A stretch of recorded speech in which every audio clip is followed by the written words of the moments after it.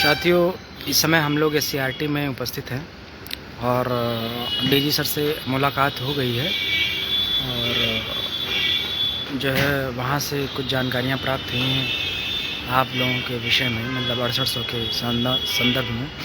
उसके बाद हम लोग जो है डायरेक्टर सर के यहाँ गए थे मिलने के लिए।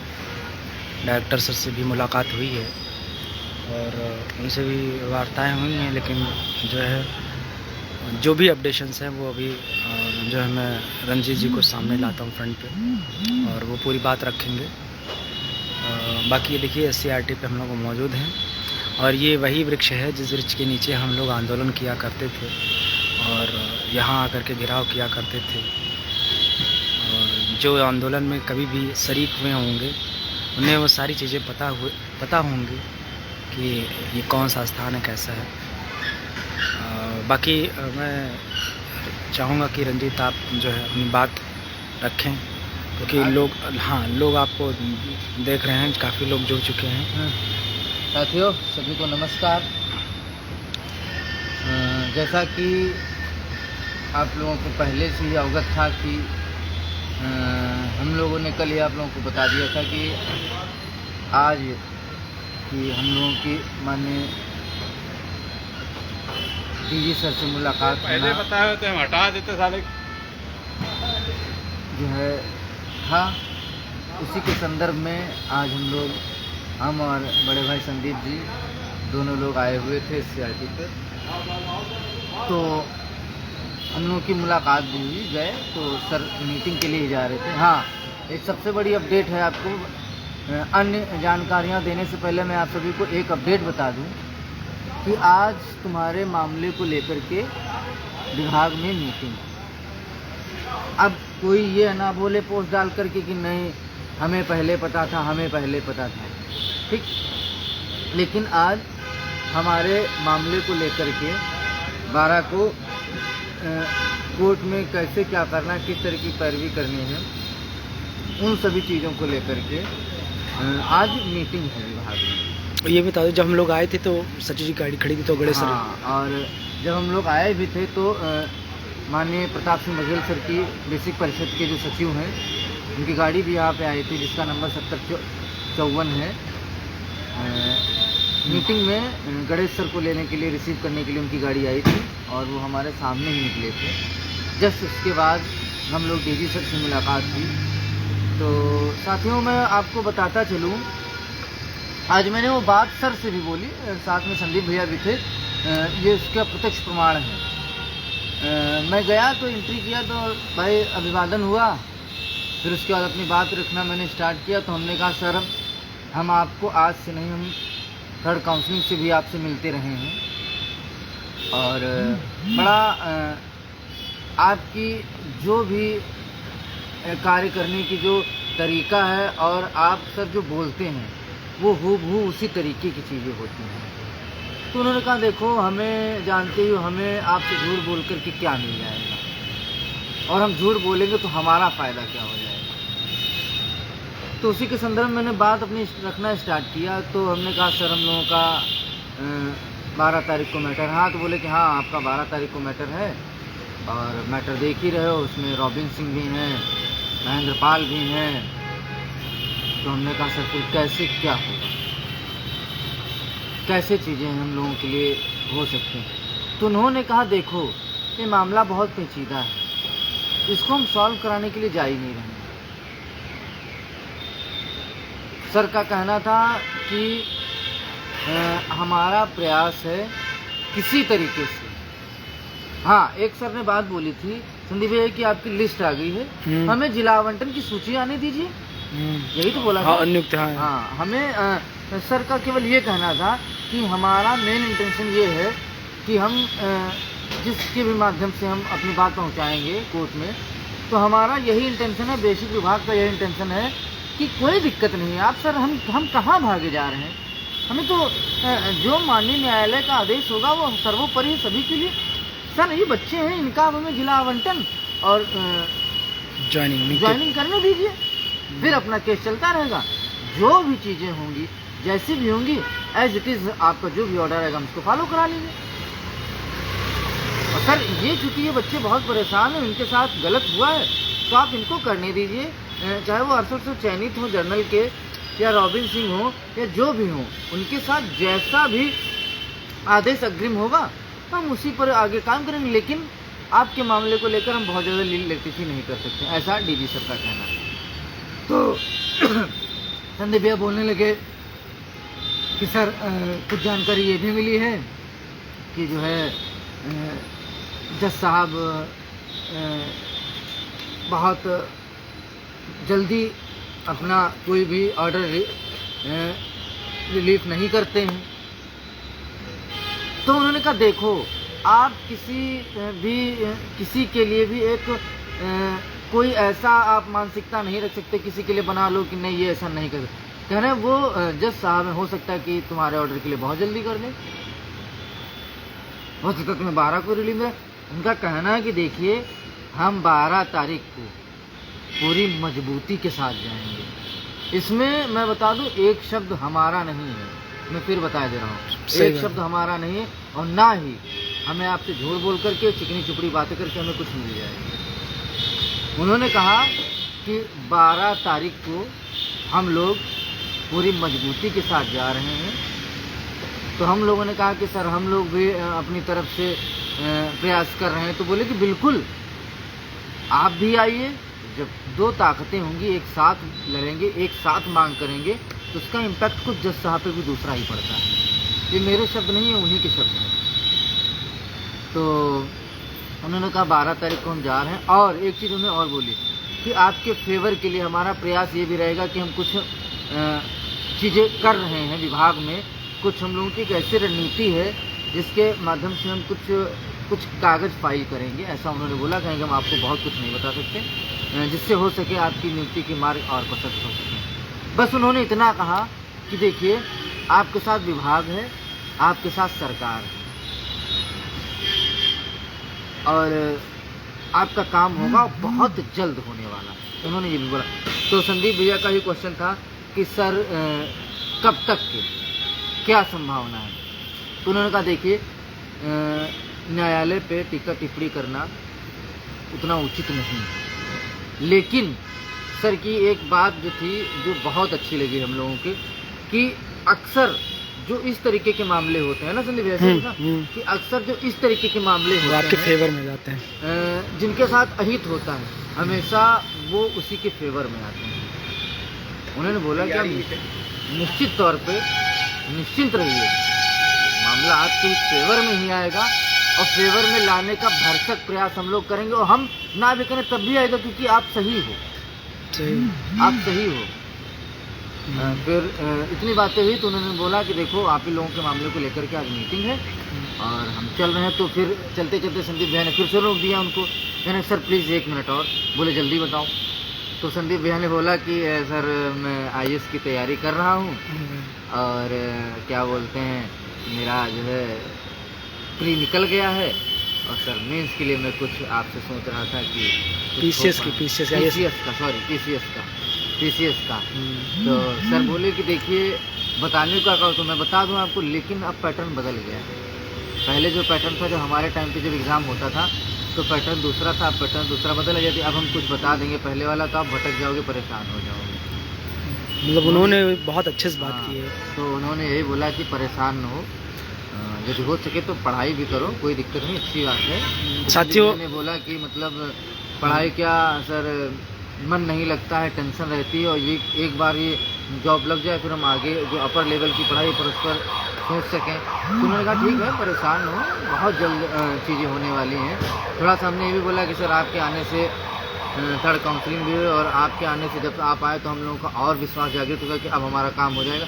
तो बोले देखिए हम किसी भी व्यक्ति विशेष वर्ग के लिए काम नहीं कर, हम हमेशा ऐसा काम करते हैं कि किसी के साथ अन्याय ना होने पाए, और यदि किसी के साथ अन्याय हुआ है तो न्याय उसके साथ होना चाहिए।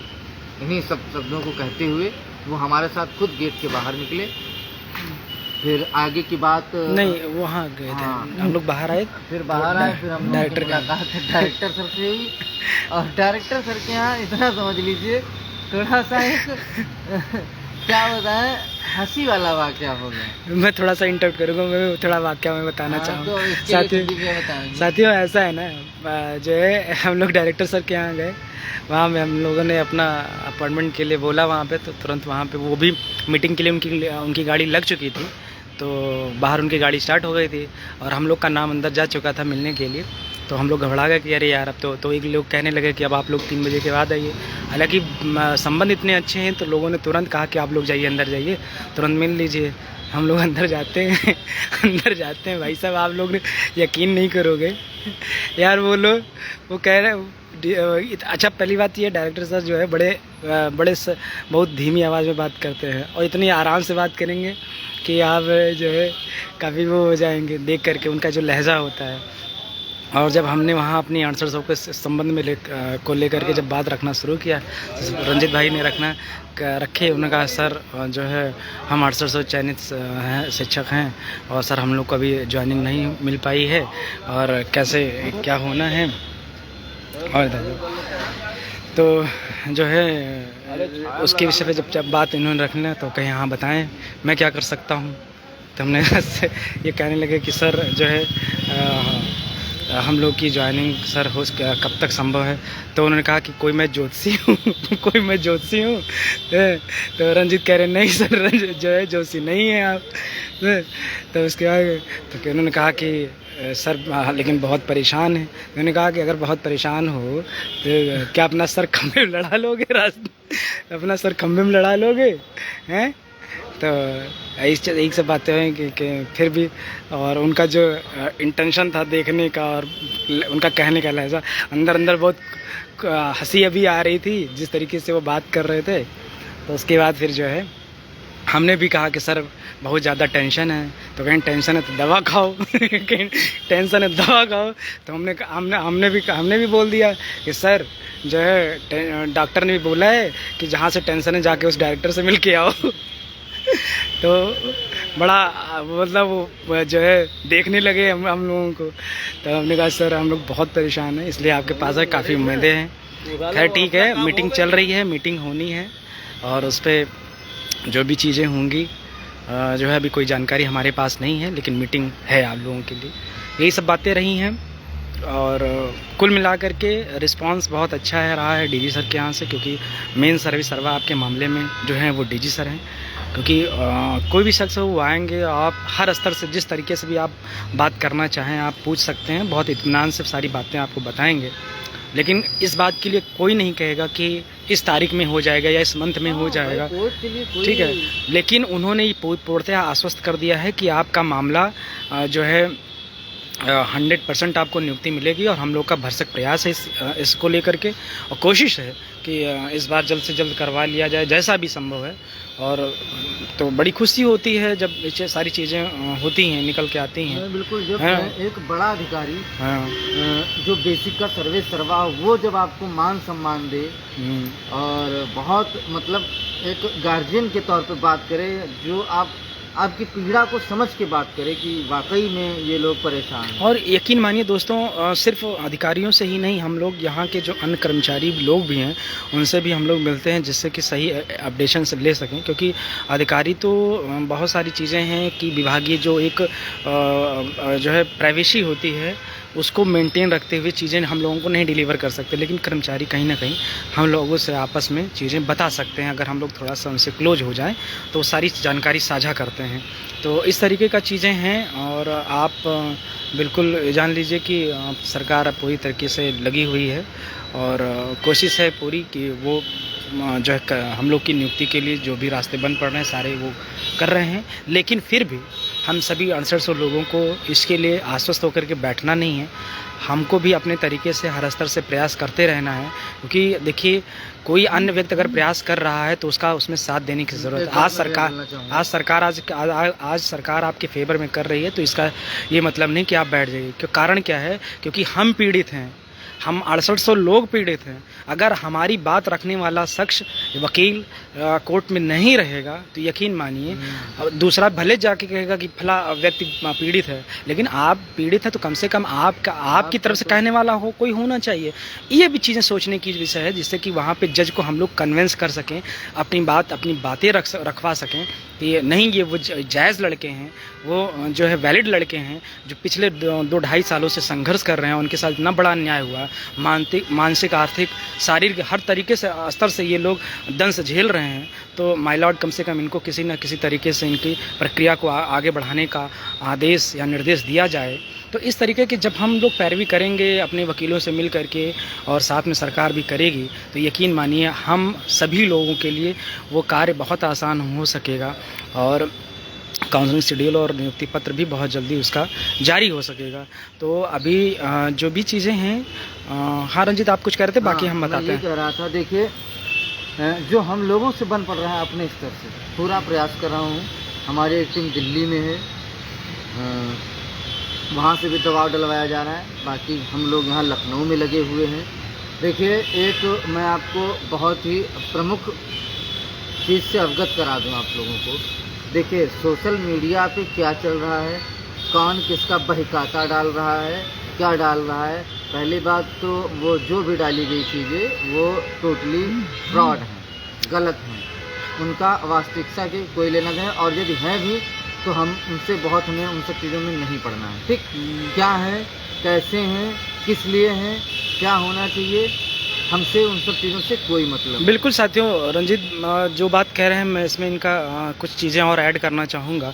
आप सभी साथियों से एक बात मैं ज़रूर कहूँगा कि देखो, जो भी चीज़ें चल रही हैं उन चीज़ों से हमारा कोई लेना देना नहीं है। हमको अपनी नियुक्ति के लिए जो भी प्रयास किए जा सकते हैं, जो भी संभव बन सकते हैं, और जो कर रहा है ये सारी चीज़ें आप देख रहे हैं जो है। क्योंकि देखिए, मैंने आपको इसके पहले भी कई बार लाइव वीडियो के माध्यम से भी मैंने ये बात साझा की थी आप लोगों से कि आपकी नियुक्ति तक ही दिक्कतें हैं। जिस दिन आप सफल हो जाएंगे, ये सारे आरोप प्रत्यारोप के जितने भी षड्यंत्र रचे जाते हैं, जितने भी चीज़ें गढ़ी जाती हैं, आपके खिलाफ की जाती हैं, सिर्फ आपको रोकने तक का है। जिस दिन आप नियुक्ति पत्र मिल जाएंगे, आपका मान सम्मान और ये आरोप प्रत्यारोप सब खत्म हो जाएगा। एक चीज़ मैं बताऊँ आपको, सोचिए, आप लोग खुद सोचिए, क्या जो ये कल चीज़ें आरोप प्रत्यारोप लगाए गए, क्या ये 12 से पहले ही ज़रूरी थे? पता था इन लोगों को कि हम कुछ ऐसी फर्जी चीज़ें करें जिससे लोग इनको सहयोग न करें, इनका वकील न पहुँचे। तो जिस तरीके से हम अचयनित हैं, घरों में बैठे हैं, उसी तरीके से ये भी जो चयनित लोग हैं इनका भी वकील न जाए, ये भी अच्छी पैरवी ना कर पाए, तो इनकी भी नियुक्ति ना होने पाए। तो हमें उन सब चीज़ों से इतर हट करके अपनी नियुक्ति के लिए जो बन सकता है, आपको 1000 रुपये, 1500, 500 रुपये जो बन सकता है, आप मदद करिए।